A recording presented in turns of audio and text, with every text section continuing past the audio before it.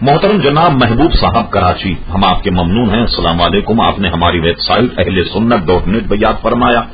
آپ نے 2 سوال کیے۔ آپ نے فرمایا کیا بلڈنگ کا کرایہ لینا جائز ہے؟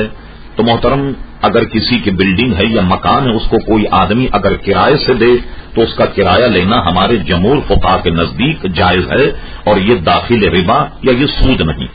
دوسرا سوال آپ نے یہ کیا کیا شیئرز کا کاروبار جائز؟ تو دیکھیے شیئرز کا کاروبار مثال کے طور پر ہم پاکستان کو لیں، یہاں پر جتنی بھی کمپنیاں یا ادارے اسٹیبلش ہوتے ہیں تو بغیر سود کے وہ نہیں ہو، یعنی اس کا طریقہ کار کچھ یوں ہے جیسے کوئی شخص اگر اپنے یہاں گھی کا کارخانہ یا کوئی کمپنی اسٹیبلش کرتا ہے تو وہ حکومت کو یہ کہتا ہے کہ 50 لاکھ میں لگاؤں گا اور 50 لاکھ حکومت سے وہ لیتا ہے، تو ظاہر ہے کہ یہ رقم سود پر لی جاتی ہے، اور یہ رقم لینے کے بعد میں شیئرز کی صورت میں بازار میں ڈالے جاتے ہیں۔ تو چونکہ شیئرز کا بنیادی کاروبار اس کی بنیاد چونکہ سود ہے،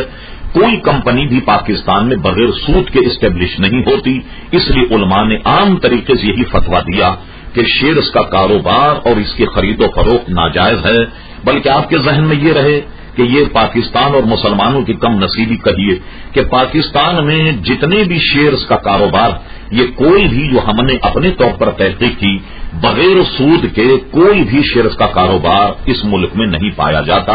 اس لیے بچنا ضروری ہے۔